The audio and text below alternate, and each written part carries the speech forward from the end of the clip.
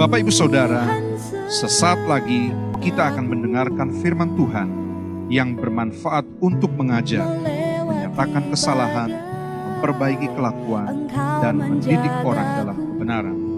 Dari GPDI Mahanaim Tegal, selamat mendengar. Haleluya. Puji Tuhan. Itu adalah salam Pantekosta. Dan kata haleluya itu tidak hanya ada di dunia ini, tetapi ada di sorga. Ketika kita memuji Tuhan, ketika kita memuliakan Tuhan, di sana juga ada kata haleluya. Nah, Bapak Ibu yang dikasihi oleh Tuhan, pada pagi hari ini kita masih diberikan waktu, diberikan kesempatan oleh Tuhan untuk kita dapat bersekutu dengan pribadinya. Dan pada kesempatan ini juga ada firman yang boleh dapat kita nikmati dan menjadi kekuatan di dalam kehidupan kita. Baik jemaat yang ada di Beth Eden, demikian juga jemaat yang mengikuti melalui live streaming. Pagi hari ini saya akan berikan sebuah judul, yaitu tentang menantikan Tuhan. Mari kita lihat di ayat yang ke-31 dalam pasal 40 kitab Yesaya. Yesaya 40 ayat yang ke-31 dikatakan, tetapi orang-orang yang menantikan Tuhan mendapat kekuatan baru. Mereka seumpama raja wali yang naik terbang dengan kekuatan sayapnya. Mereka berlari dan tidak menjadi lesu. Mereka berjalan dan tidak menjadi lelah. Nah, Bapak Ibu yang dikasihi oleh Tuhan, bahwa hari-hari ini adalah merupakan sebuah tantangan bagi setiap kita. Tantangan bagi setiap banyak orang, termasuk secara khusus bagi kita adalah orang-orang yang percaya kepada Tuhan. Mengapa? Sebab kita diperhadapkan dengan banyak tantangan. Kita diperhadapkan dengan banyak tantangan, yaitu apakah kita mau tetap menantikan Tuhan, apakah kita mau terus menantikan Tuhan atau tidak. Dengan kata lain bahwa iman kita sementara diuji oleh situasi-situasi yang sulit, situasi-situasi yang sukar, apakah kita tetap berfokus kepada Tuhan atau tidak? Apakah kita tetap mengandalkan Tuhan atau tidak? Atau jangan-jangan karena dengan keadaan dan situasi yang sulit, yang sukar yang kita hadapi, lalu kita mulai jauh dari Tuhan atau meninggalkan Tuhan. Namun saat ini kita akan belajar dari seruan nubuat yang disampaikan oleh Yesaya kepada umat Tuhan selama mereka berada di pembuangan, yaitu dalam pasal ini ditulis oleh Yesaya di masa akhir-akhir dari hidupnya untuk memberi penghiburan, semangat serta kekuatan kepada umatnya selama mereka berada di dalam pembuangan di Babel. Selama mereka ada dalam kondisi-kondisi yang sulit, kondisi-kondisi yang sukar, dan bukankah hari-hari ini kita juga berada dalam keadaan-keadaan yang sama?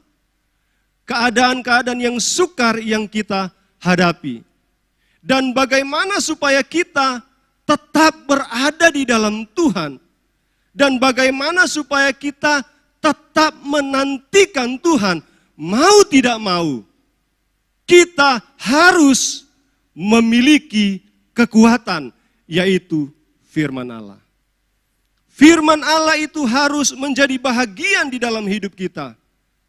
Karena tanpa firman Allah tidak mungkin kita akan bertahan di tengah-tengah keadaan dunia yang semakin sulit. Dikatakan tetapi orang-orang yang menantikan Tuhan. Orang yang menantikan Tuhan merupakan kehendak Tuhan. Kehendak Allah di dalam setiap kehidupan kita. Apalagi di masa-masa yang sulit, di masa-masa yang sukar seperti ini. Membuat kita sebagai orang yang percaya banyak kali membawa kita terbawa oleh arus sehingga kita mulai jauh dari Tuhan. Namun saya percaya bahwa orang-orang yang menantikan Tuhan tidak demikian. Orang yang menantikan Tuhan, mereka akan menjadi orang-orang yang terus memandang kepada Tuhan. Berfokus kepada Tuhan. Karena apa? Karena mereka sadar bahwa pertolongan dan keselamatan yang sebenarnya itu hanya datang melalui Allah. Kemenangan yang sebenarnya itu hanya datang melalui Allah. Nah, Bapak Ibu yang dikasihi oleh Tuhan, kata menantikan di sini dalam ayat ini memakai kata, kalau dalam spell bahasa Indonesia, kafa. Ya. Kalau lafalnya itu ditulis kaufau. Ya. Artinya di sini menantikan dengan harapan yang besar. Menantikan dengan harapan yang besar memberi makna, yaitu mengikat sesuatu bersama-sama dengan memintalnya.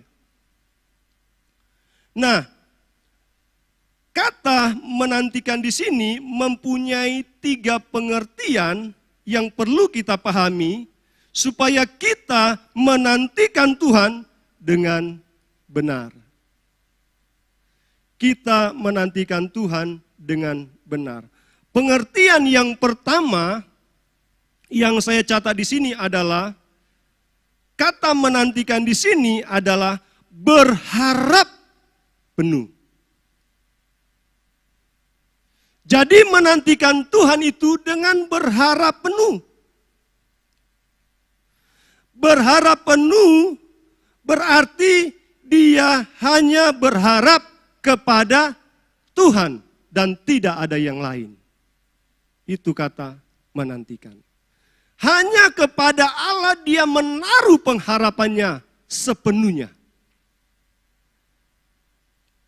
Bukan sekedar berharap, tetapi dengan segenap serta sepenuh hati dan percaya kepada Tuhan. Penantian seseorang itu hanya kepada Allah satu-satunya. Pengharapannya hanya satu-satunya, dia taruh kepada Tuhan. Itu orang yang menantikan Tuhan. Dia menaruh pengharapan yang penuh kepada Tuhan. Seperti yang dikatakan oleh pemazmur dalam Mazmur 71 ayat yang kelima, dikatakan, sebab Engkaulah harapanku ya Tuhan, kepercayaanku sejak masa muda, ya Allah. Dikatakan, Engkaulah harapanku, ya Tuhan, kepercayaanku sejak masa muda. Artinya hidupnya, pengharapannya dia hanya arahkan, dia hanya tujukan kepada Allah.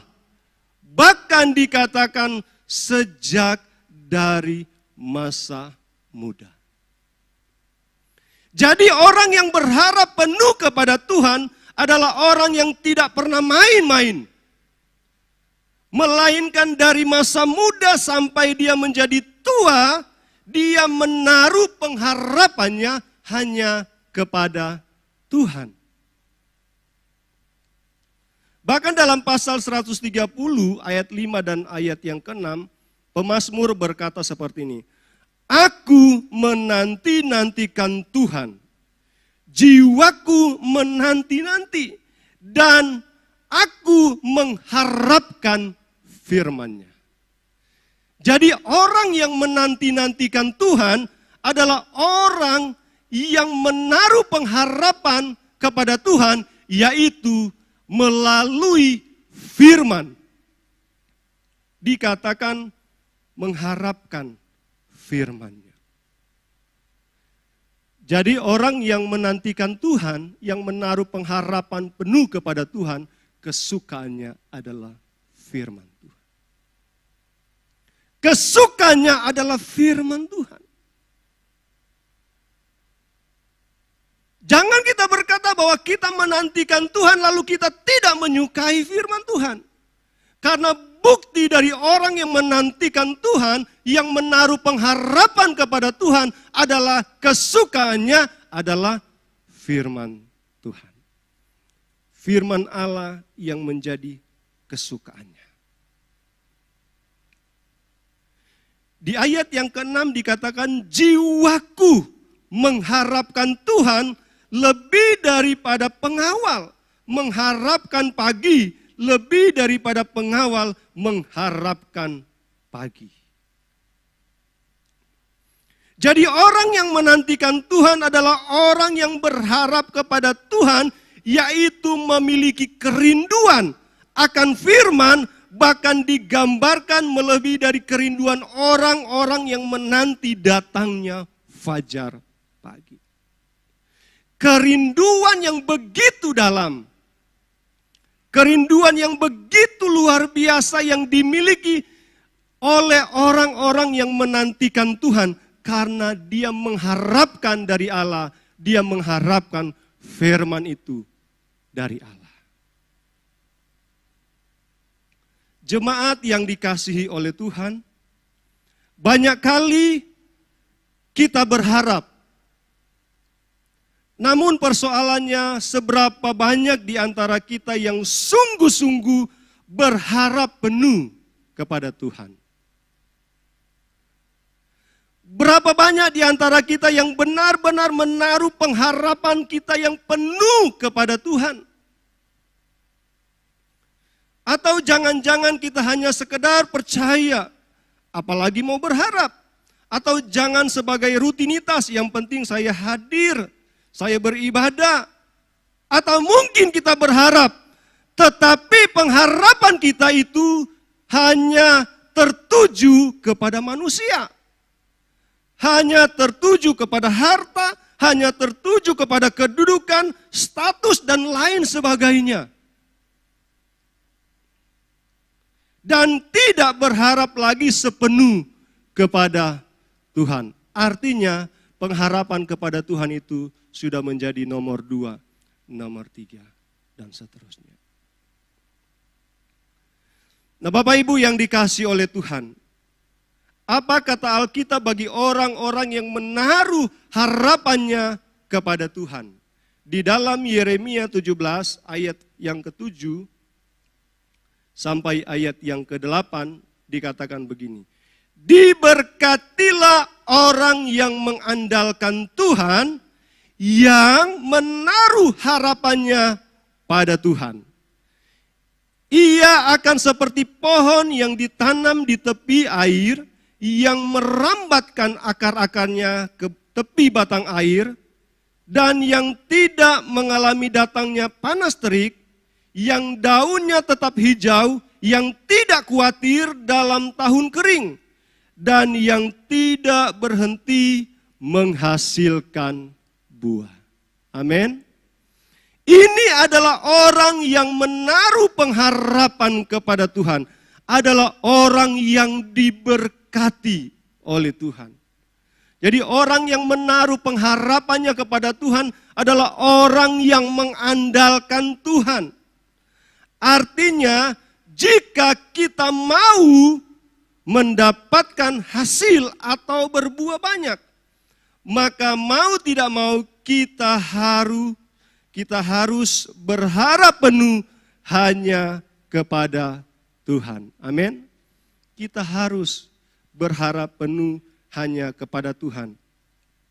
Bahkan Alkitab berkata, sekalipun dalam keadaan sekitar mengalami panas terik, masa kering, namun bagi orang yang berharap kepada Tuhan, dia akan tetap terus berbuah dan berbuah.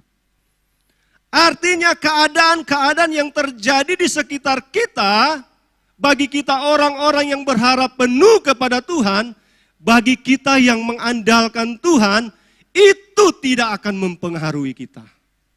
Itu tidak akan membuat iman kita menjadi goyah. Karena ada Tuhan yang selalu menjadi pelindung kita. Mazmur 33 ayat yang ke-18. Sesungguhnya mata Tuhan tertuju kepada mereka yang takut akan Dia, kepada mereka yang berharap akan kasih setianya. Amin. Mata Tuhan tertuju kepada orang-orang yang takut akan Tuhan.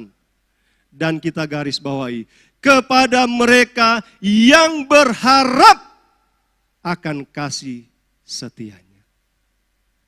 Jadi Tuhan tidak akan pernah membiarkan kita, menutup mata bagi kita. Tetapi Dia selalu akan melihat kita, Dia akan selalu memperhatikan kita. Karena kita adalah orang-orang yang selalu menaruh pengharapan kepada Dia. Amin. Kita adalah orang-orang yang takut akan Dia. Dan pengharapan kita selalu tertuju kepada kita. Ada ayat referensi lagi dalam Ratapan 3 ayat 25 dan ayat yang ke-26.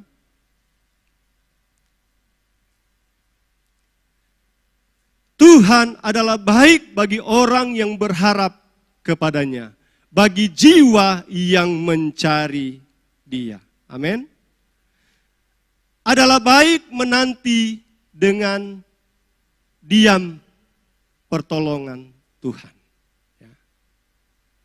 Tuhan itu adalah baik. Tuhan bukan jahat.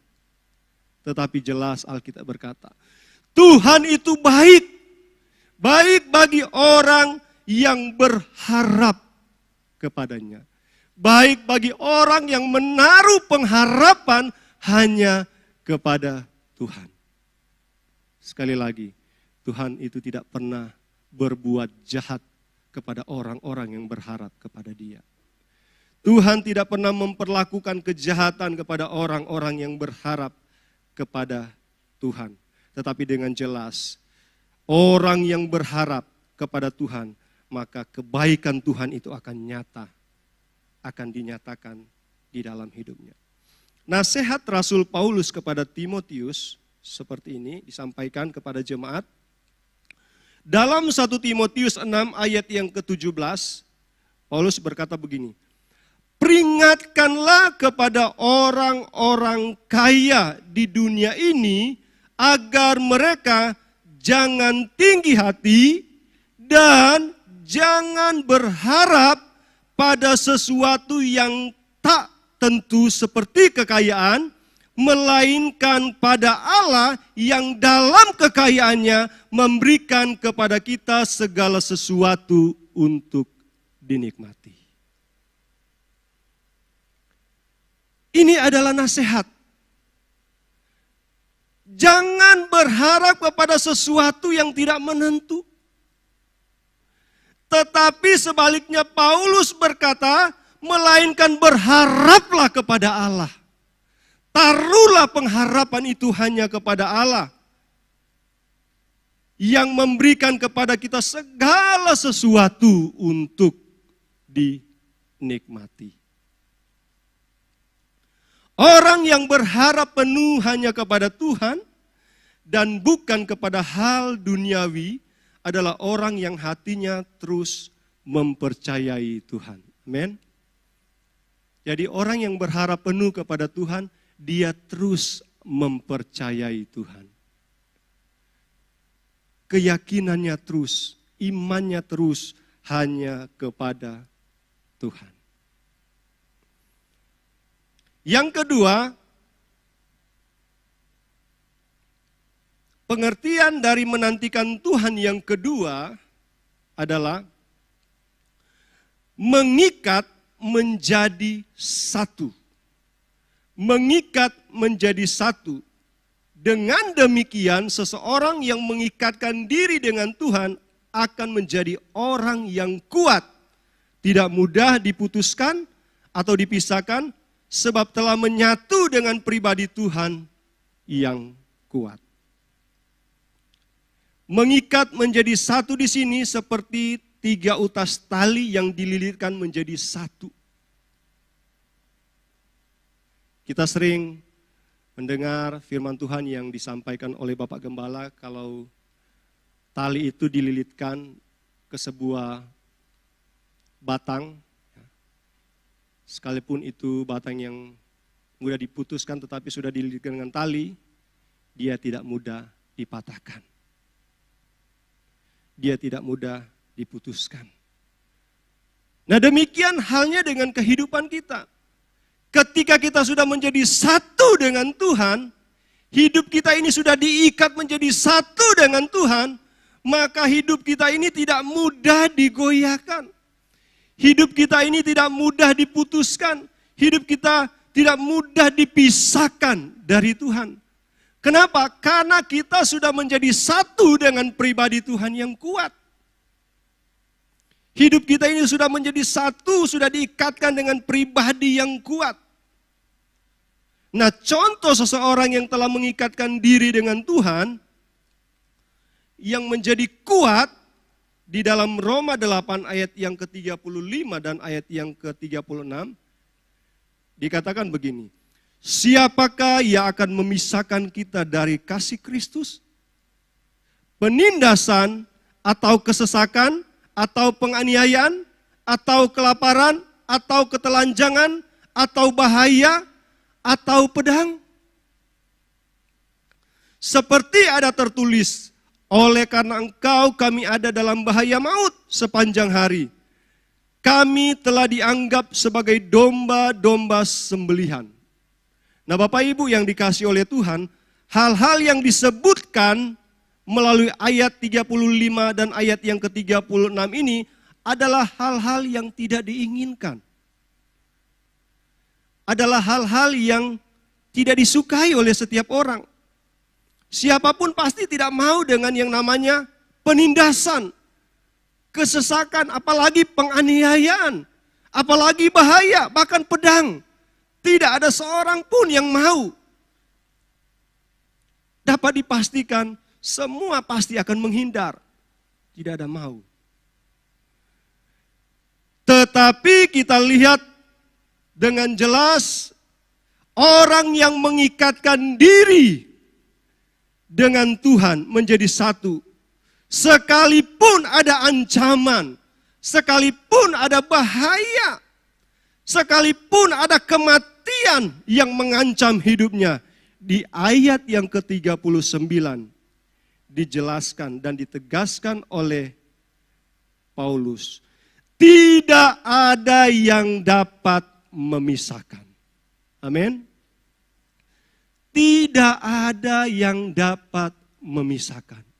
Ini adalah orang yang sudah terikat dengan Tuhan. Ini adalah orang yang sudah menjadi satu dengan Tuhan.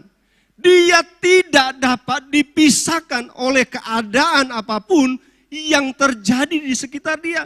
Sekalipun keadaan-keadaan yang terjadi di sekitar dia mengancam hidupnya. Dia katakan itu tidak bisa memisahkan. Itu tidak dapat memisahkan. Bandingkan dengan Ayub 23 ayat yang ke-10, Ayub berkata, karena ia tahu jalan hidupku, seandainya ia menguji aku akan timbul seperti emas. Kalau dia tidak menyatu dengan Tuhan, Tuhan yang kuat tidak mungkin dia dapat berkata seperti ini. Sekalipun dia menguji aku, bahkan dia akan timbul menjadi seperti emas. Sekalipun ada pergumulan, ada tantangan yang menerpa hidupnya, dikatakan dia akan tetap timbul seperti emas. Kenapa? Karena dia sudah menyatu menjadi satu dengan Tuhan. Kalau begitu, mengikat atau menjadi satu dalam hal apa? Yaitu mereka yang menyatukan diri dengan rencana Tuhan, menyatukan pikiran dengan pikiran Tuhan, dengan kebenaran Tuhan, yaitu firman Allah, dengan kehendak Tuhan dan cara-cara Tuhan, yaitu mereka menjadi selaras dengan Tuhan. Itulah orang yang menyatu dengan Tuhan. Dia menjadi selaras dengan Tuhan. Apa yang menjadi pikiran Tuhan itu ada di dalam pikirannya. Apa yang menjadi kehendak Tuhan itu ada di dalam kehendaknya. Apa yang menjadi rencana Tuhan itu ada di dalam rencananya. Itulah orang yang menyatu dengan Tuhan. Dia menjadi selaras dengan Tuhan. Seperti yang Paulus katakan kepada jemaat Filipi. Pasal 2 ayat yang ke-5 dikatakan, hendaklah kamu dalam hidupmu bersama menaruh pikiran dan perasaan yang terdapat juga dalam Kristus Yesus. Bandingkan dengan Filipi 4 ayat yang ke-8. Semua yang benar, semua yang mulia, semua yang adil, semua yang suci, semua yang manis, semua yang sedap didengar, semua yang disebut kebajikan dan patut dipuji. Ini adalah pikiran Allah. Ini adalah pikiran Tuhan. Biarlah ini patut kita miliki. Biar itu juga ada di dalam hidup kita. Menjadi sama dengan pikiran Tuhan. Bapak Ibu yang dikasihi oleh Tuhan, kita jangan hanya melakukan dan menikmati hal-hal jasmani saja. Tetapi lebih jauh kita dapat membangun keintiman dengan Tuhan. Hubungan yang kuat dengan Tuhan. Melalui doa kita, kita merenungkan firman Allah siang dan malam. Agar pikiran kita, kehendak kita, kemauan kita, keinginan kita selaras dan menyatu dengan kehendak Tuhan, dengan keinginan Tuhan. Kita satu jalan dengan Tuhan. Orang yang intim adalah orang yang kehidupannya berpadanan dengan kebenaran. Orang-orang yang mempunyai integritas. Hati, perkataan, perbuatan berjalan seiring dengan kehendak Tuhan, keinginan Tuhan.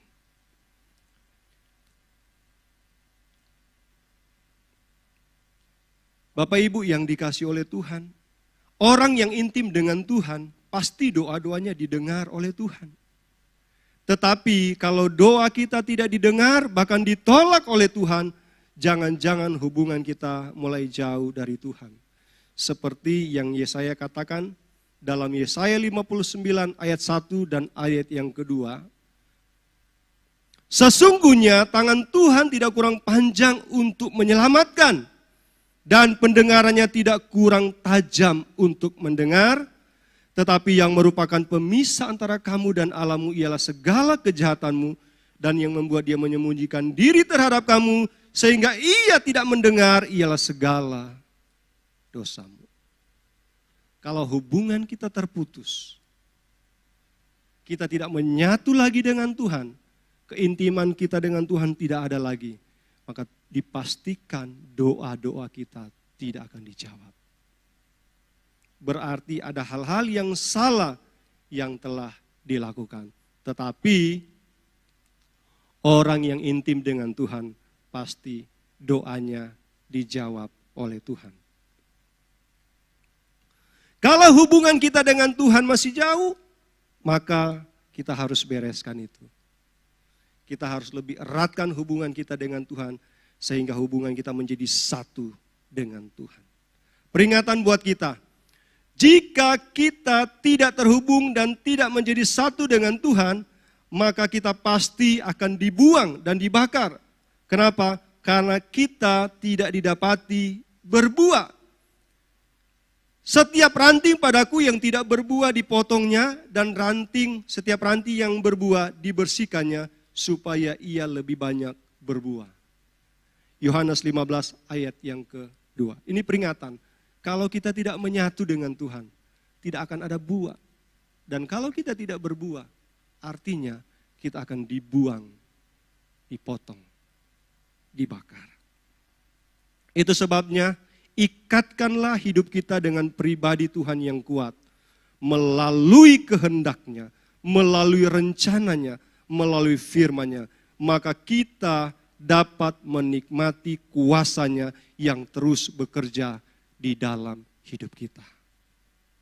Kuasa-Nya akan terus nyata di dalam hidup kita kalau kita mengikatkan diri kita dengan Tuhan. Yang ketiga, orang yang menantikan Tuhan adalah orang yang menunggu atau menanti dengan sabar. Jadi orang yang menantikan Tuhan di sini adalah orang yang menanti dengan sabar. Kalau kita berbicara tentang buah atau hasil, maka hal ini menuntun kita kepada pengertian yang ketiga ini, yaitu tentang kesabaran. Saudara pernah tanam pohon mangga? Pernah tanam pohon durian, atau pohon jeruk, atau pohon anggur? Lalu pertanyaannya, apakah ketika pohon ditanam dari bijinya sudah mengeluarkan buah? Tentu saja belum. Belum ada buah ketika kita tanam dari biji, pohon itu belum ada buahnya. Artinya, kita akan menunggu pohon itu, dia akan bertunas, bertumbuh, 1 tahun, 2 tahun, 3 tahun, sampai 5 tahun, dan dia mengeluarkan buah. Artinya saudara akan dengan sabar menunggu pohon itu sampai dia mengeluarkan buah. Saudara yang dikasihi oleh Tuhan, demikian halnya dengan kehidupan kekristenan kita. Ketika kita menanti Tuhan, kita menunggu Tuhan, maka kita harus menanti dengan penuh kesabaran. Amin. Kita harus memiliki kesabaran dalam hidup kita. Kita harus menjadi orang-orang yang sabar dalam kita menanti Tuhan. Tentu saja ada banyak hal yang akan membuat kita menjadi tidak sabar. Ada banyak hal yang membuat kita menjadi cepat putus asa, mudah menyerah. Tetapi orang yang sungguh-sungguh menanti Tuhan, dia pasti memiliki kesabaran. Karena kesabaran ini adalah bagian dari kasih. 1 Korintus 13 ayat yang keempat. Persoalannya, bagaimana kita dapat berkata bahwa kita mengasihi Allah, tetapi kita tidak memiliki kesabaran untuk menanti Dia. Kita berkata-kata bahwa kita mengasihi Dia, tetapi buktinya kita tidak pernah sabar dalam kita menanti Dia. Tetapi orang-orang yang sungguh-sungguh menanti Dia adalah orang-orang yang penuh dengan kesabaran. Seseorang yang memiliki kesabaran adalah seseorang yang mempunyai kemampuan atau kesanggupan untuk bertahan di tengah-tengah penderitaan. Jadi orang yang mempunyai kesabaran adalah orang-orang yang mempunyai kemampuan, kesanggupan untuk bertahan di tengah-tengah penderitaan. 2 Korintus 1 ayat yang ke-6 dan di dalam 2 Timotius 4 ayat yang ke-5. Dalam kita menanti, menantilah dengan penuh kesabaran. Jangan cenderung ingin segala sesuatu terjadi dan tergenapi dengan cepat. Atau berharap segala sesuatu tanpa melewati masalah sedikit pun. Apalagi kita tahu zaman sekarang adalah zaman yang serba instan. Bapak Ibu yang dikasihi oleh Tuhan, Tuhan tidak pernah bekerja dengan cara kita. Apalagi dengan cara yang instan. Untuk memproses kita. Tetapi Tuhan mau kita belajar, berjalan bersama dengan Tuhan, menyatu dengan Dia dalam segala kehidupan kita melalui proses yang namanya kesabaran. Amin. Menantilah dengan sabar. Pemazmur, dia berkata begini, bawalah aku berjalan dalam kebenaran-Mu dan ajarlah aku, sebab Engkaulah Allah yang menyelamatkan aku. Engkau ku nantikan sepanjang hari. Mazmur 25 ayat yang ke-5. Bawalah aku berjalan dalam kebenaran-Mu dan ajarlah aku. Jadi ini adalah sebuah proses kesabaran untuk berjalan bersama-sama dengan Tuhan, di mana kita menantikan Tuhan. Jaminan bagi orang yang menantikan Tuhan dengan pengharapan penuh, dengan mengikatkan diri dengan Tuhan dan menanti dengan sabar, ini adalah jaminannya. Maka dia akan memiliki kekuatan baru. Amin. Tetapi orang yang menantikan Tuhan mendapat kekuatan baru. Ini adalah jaminan. Kalau kita sungguh-sungguh menantikan Tuhan, dengan pengharapan penuh kepada Tuhan, dengan mengikatkan diri dengan Tuhan, dan dengan sabar menanti Dia, maka jaminan bagi kita itu adalah mendapat kekuatan baru. Kekuatan kita akan selalu diperbaharui. Kekuatan kita akan terus diperbaharui oleh Tuhan. Untuk apa kekuatan itu? Agar selalu dapat menjaga pengharapan kita, hubungan kita dengan Tuhan, dan kesabaran kita dalam menantikan Tuhan. Kita memiliki semangat kesegaran yang baru yang kita dapatkan dari Tuhan dalam kita menantikan Tuhan. Yang kedua adalah orang yang menantikan Tuhan, jaminannya adalah dia akan naik terbang. Mereka seumpama Raja Wali yang naik terbang dengan kekuatan sayapnya. Artinya orang yang seumpama Raja Wali naik terbang ini adalah orang yang dapat mengatasi, orang yang dapat melewati setiap persoalan, pergumulan dengan kekuatan yang baru dari Tuhan. Jadi ini adalah orang yang menantikan Tuhan. Dia seperti Raja Wali. Dia mendapat kekuatan, dia bisa naik terbang mengatasi setiap persoalan, setiap pergumulan. Apa yang menjadi persoalan kita? Apa yang menjadi pergumulan kita dalam kita menantikan Tuhan? Percayalah, kita akan mendapatkan kekuatan baru dan dimampukan untuk melewati setiap persoalan itu. Yang ketiga adalah ketahanan. Mereka berlari dan tidak menjadi lesu. Mereka berjalan dan tidak menjadi lelah.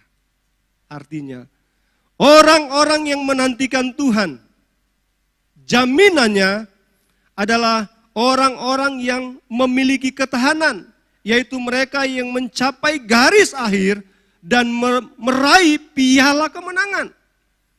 Sebab mereka mencapainya sampai garis yang terakhir. Mereka tidak menjadi lelah, tetapi mereka menjadi kuat dan terus berdaya tahan.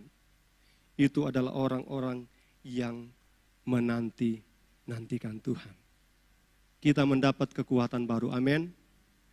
Kita mendapat kekuatan yang baru daripada Tuhan, sehingga kita terus bertahan di tengah-tengah keadaan yang sukar.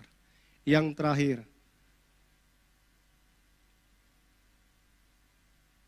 ini dia. Jadilah orang yang percaya, yang terus menantikan Tuhan dengan penuh pengharapan kepadanya dan terus mengikatkan diri dengan Tuhan menjadi satu dan tetap terus setia bertahan dalam situasi yang sukar sekalipun. Amin. Kita menjadi orang-orang yang terus menantikan Tuhan.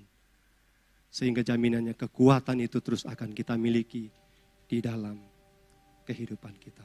Tuhan memberkati